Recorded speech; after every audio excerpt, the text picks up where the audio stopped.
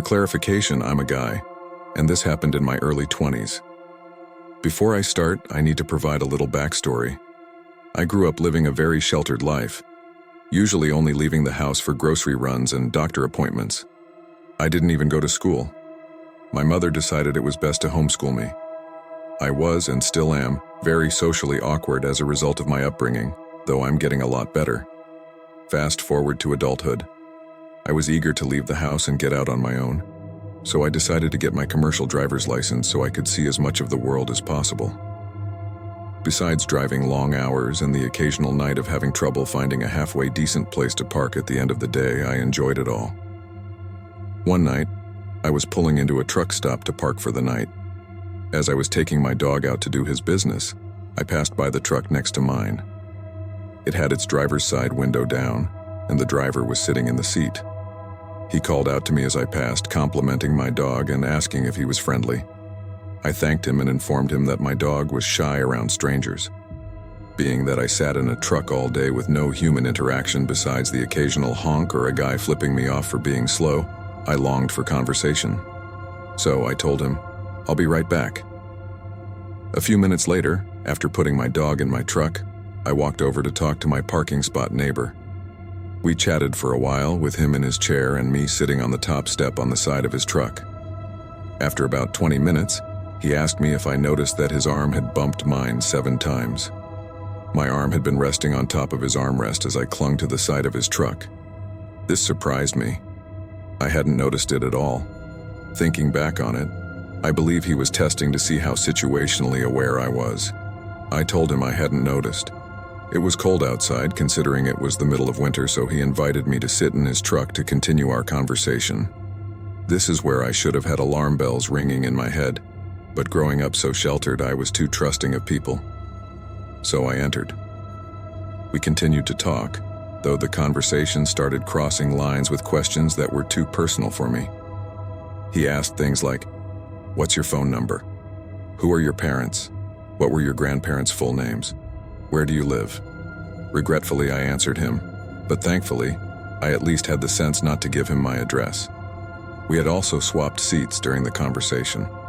First, he moved to the passenger seat so I could sit in the driver's seat. Then, we swapped again, with me in the passenger seat and him in the driver's seat. The conversation started to take an even weirder and creepier turn. After all those questions, he asked, "Did you notice that my eyes don't have any color?" His eyes were a solid black color, just 2 black orbs surrounded by the white of his eyes. I later looked this up on Google and found out there's apparently a rare condition that causes someone's eyes to be so dark brown that they appear black. This is when I started to feel very uneasy. He started talking about my childhood, and then he said something that disturbed me the most. "Didn't you have a talent as a kid?" I said yes and told him I played the piano. That's when he replied, "Wouldn't that be a lie since you only borrowed it?" I had not mentioned anything to him about that article, and the city it was from was way too small to be noticed by someone who lived so far away. We were about 2,000 miles from my hometown. I was ready to get out of there. I was trying to think of how to excuse myself without arousing suspicion. He started trying to convince me to ride with him to his next delivery and to leave my truck where it was. He promised he'd bring me back the next day. I declined. He then asked if I would come visit him at his home. Again, I declined. It had been a while, so I decided to tell him I needed to take my dog out again so he wouldn't go in my truck. I exited his truck and took my dog out again, but this time, when my dog was done, I went back to my truck and locked the doors. I also tilted both seats forward, making it difficult for him if he tried to enter my truck, buying me time if I needed it. The next morning, he was gone. I continued my day, relieved that I was away from him. A few hours later, he called me and asked, "So why did you tilt your seats forward last night?" I told him it was to keep my dog from jumping on them. He continued to talk to me, but I kept my answers short this time. After the call, I blocked his number and later decided to change my phone number. I know I was lucky that it didn't go farther than a creepy conversation. I'm more careful now about who I talk to and where I am. Moral of the story: be careful, everyone. Never get into a stranger's vehicle, no matter how friendly and innocent they seem. I've learned my lesson.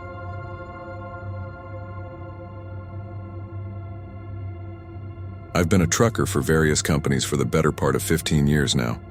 4 years ago, I was working for a warehouse based in North Dakota. It was a chilly Tuesday morning in May. I hit the road a few hours after lunch, expecting to reach my destination very early the next morning. It was getting late, and I remember rubbing the crust from my eyelids as the clock ticked past midnight. I was having trouble keeping my eyes open, but I only had about an hour left in this drive, so I gritted my teeth and kept going. My buddy Tristan, who was also a trucker, introduced me to smelling salts when I first started out. If you don't know, smelling salts are basically some kind of crystals in a little bottle. One sniff and you're wide awake. They burn your nose a little bit, but whenever I needed a boost, I'd reach for the smelling salts first. I took a big whiff and shot my head back, my reflexes taking over. I felt the adrenaline course through my body and hoped the feeling would last the rest of the drive. A half hour shot by, and I was really struggling. I felt myself start to doze off, and the blare of my truck drifting into the shoulder jolted me awake. This was getting dangerous, I thought. I had to pull off. I was all alone on the highway, but there was nowhere to pull off. There was just woods on either side of me. I slowed the truck down, searching desperately for somewhere to pull over. At this low speed, my headlights pierced through the darkness, and I was able to see a lot more. As I looked around, I saw something that confused me. There was a purple dress lying in the middle of the road. What the hell? I thought, rubbing my eyes. Was I hallucinating? I blinked like 6 times just to make sure I wasn't going crazy. It was real. I approached the dress with my truck and stared at it as I rolled by. In hindsight, this should have been more of a red flag, but I think I was just too exhausted to process what was going on. About 200 or so yards away, I passed a pair of shoes. Now I was starting to freak out. What the hell was going on? I passed the shoes, praying to God there would be a place to pull off soon. My old man, David, was a super religious guy, so I clutched his old cross and hoped he would come through for me. A little further up the road, I saw a bunch more random clothing, some of which looked like little kids' clothing. This time I stopped the truck. The panic started to set in. Something was very, very wrong.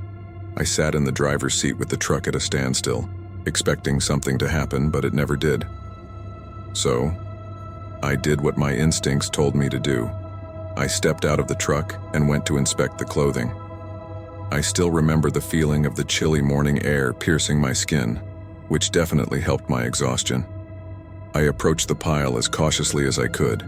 It was indeed kids' clothing. It looked like there were both boys' and girls' pieces in the pile. I looked around into the woods, but I couldn't see much of anything in the darkness. I had my head on a swivel, worried that this was some kind of trap. I decided it was not my business to figure out what was going on, so I made my way back to my truck. Just then, I heard a crunch from the left. I whipped around trying to see what was there. I stood there, waiting to hear another sound. After about 30 seconds, there was another crunch, but this time from the opposite side of the road.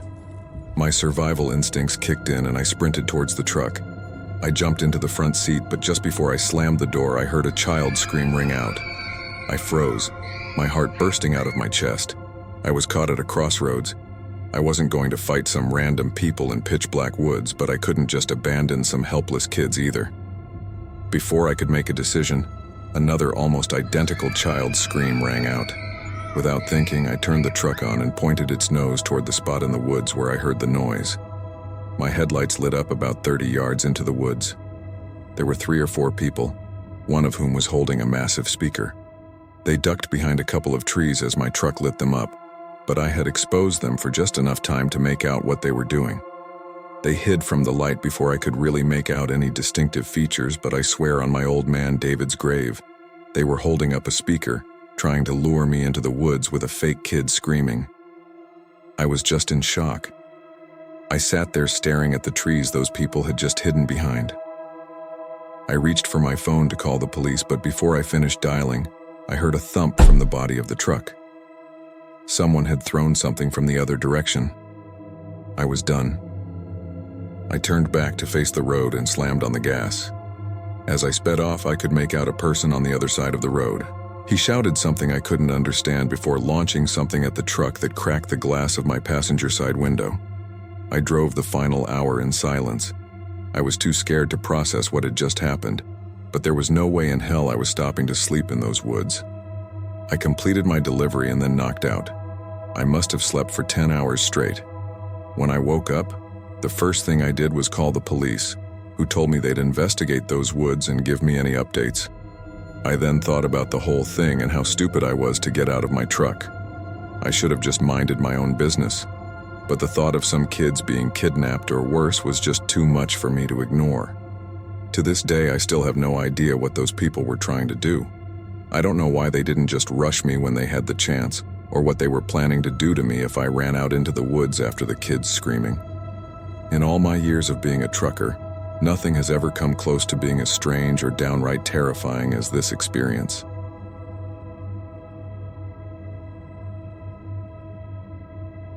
I used to work for a small trucking company that would deliver frozen products to stores across several states.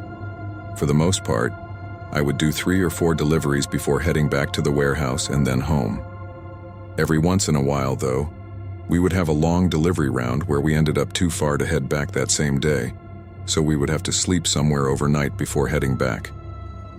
Usually, I would just pull the truck into a truck stop, rest for a few hours, and then get back on the road. Anyway, I was scheduled for a long delivery this day, and I knew I wouldn't get back until pretty late the next day. I got ready and headed out. Nothing happened the whole way there. I drove down, unloaded the truck, and started heading back. It was pretty late though, around 1 in the morning. I figured I should rest for an hour or two before continuing all the way back. The last sign I saw for a truck stop said 40 miles ahead, so I still had a bit before getting there. I tend to space out for long periods of time when driving down long, straight roads, especially this late at night when nobody else is on the road. However, I saw something flicker in my side mirror. I looked over and noticed headlights shining from right behind the trailer, but I couldn't see the car at all. This usually means that the car is in my blind spot because it's too close to the back for me to see. I continued down the road at the same speed, waiting for the car to get into the other lane and pass me, but to my surprise, it stayed right behind me. This was starting to really bother me, as I knew if I had to brake for any reason, this guy was for sure going to hit me. The truck stop was just a few miles ahead though, so I tried to ignore them for the rest of the way there. Finally, I saw the sign for the rest area and started to pull in. As I was turning, I checked my mirror and saw the car slow down a little, but then it continued to follow me into the parking lot. I honestly wasn't sure what to think at this point, but I figured I must have accidentally cut him off a while back and he just wanted to yell at me about it. I've dealt with a lot of angry drivers in my years of trucking, so I was pretty used to it, but I've never had anyone follow me like this. I pulled into an open spot and shifted into park. The car slowly trailed behind me, getting closer and closer to the back before eventually stopping. Again, it was too close for me to see it, but at this point, it was getting too weird. I got out and started walking around to the back to question them. However, almost as soon as I slammed my driver's door shut, they put the car in reverse and drove away in a rush. I couldn't see too well, but I could tell it was an older man, and the car was white and rusted all over. It looked pretty similar to one of those old police cars with the front bumper bars and everything. I stood there by the back of the truck for a couple of minutes, making sure everything was securely locked and that he didn't come back. Then, I got back in the truck and turned it off. I double-checked all the doors to make sure they were locked and did one quick glance out of all the windows for any more cars. Then I lay back and closed my eyes. Not long after, I was startled awake by hearing a bang echo through my trailer. I checked my watch. It had been almost 2 hours, and it was a little past 3 a.m. Then there was another bang, but this time louder. I looked over in the side mirror and saw a very faint shadow moving around toward the back of the truck. This time, I got pretty freaked out. I grabbed a small knife that I kept in the middle compartment and started making my way to the back, but I left the driver's door open to avoid making any noise. As I got closer, I crouched down a little and looked under the trailer. I could clearly see someone standing right up against the back of the truck, and their car was just behind them with its headlights off. Once I saw that, a rush of fear ran through my body. and I decided not to approach any further. Instead, I shouted out to them. My voice was a little shaky, but it seemed to do the trick. They rushed into their car and sped off. Looking at the back door, there were scratches all over the lock and clear marks as if they had been trying to cut it open. I looked around to see if any other trucks had seen the incident, but the lot was pretty empty. After a few minutes, I decided to just get back on the road and head home. Nothing else happened for the rest of the trip. I've always assumed the man was just trying to steal from my trailer, but obviously, he didn't know that I was on my way back from a delivery and the whole trailer was empty. Anyway, it's still the most unnerving thing that happened to me during my years of trucking, and I still get paranoid sometimes, feeling like a car might be following right behind me without me even knowing.